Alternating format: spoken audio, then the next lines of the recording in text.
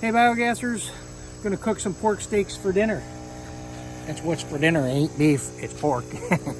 So we have the pump hooked up, we got the filter hooked up, we got lots of biogas. Hopefully we have enough to cook.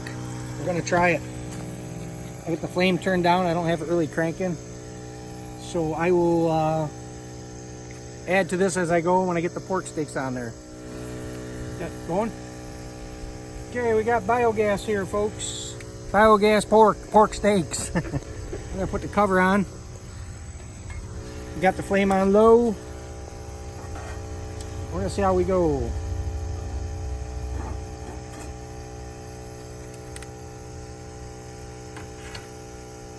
And that is that. Hey everybody, it's me again doing the pork steak dinner. Got the big bag of biogas, got plenty of gas still. As you can see, look right here. It's leaking out. I got the gas off because I'm using the gas so I don't want to fill it. And check that out. We got some good pressure. It means we're making gas. Just pushing right out.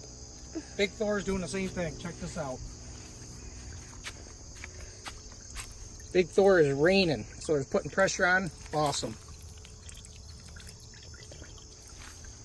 So, and I just put grass clippings yesterday. They had 100 degrees on top right there. So digesters are warm. So anybody, I give anybody advice would be, if I was to give anybody advice, is mow your own lawn, right? Take all the grass clippings you can and surround your digesters. It's pure heat.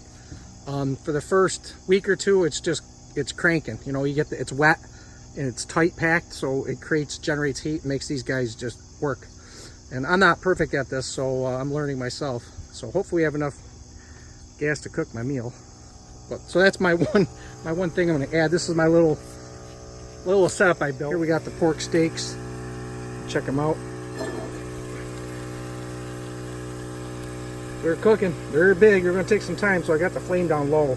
I don't want to cook it too high.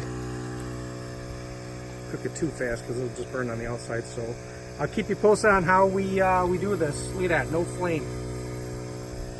So hopefully this works out. I will keep adding to this video, and hopefully we can get the steaks to cook. If we can't and we run out of gas, then I will do another video at another time with like hamburgers, something a little bit smaller, but I'm thinking this should be enough.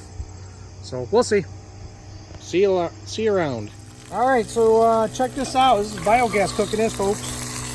Pork steaks. My kid's gonna back up so he doesn't fall into this. All right, back up, John. Look at this, guys. Biogas right here. Big old fat pork steaks. Making a mess, making a mess. Look at this though, folks. Folks, I say all you biogassers. This is crazy. This is like food waste right here. I didn't have to use any propane at all. Check this out. All right, come over here, John. Yeah, this is just awesome. Back up a little bit. Putting the top back on, going for a little bit more here. Hey everyone, back here cooking. We are about done. Pork chops are done. Pork steak, that is. It was like 160 degrees. We checked it on our little meter there.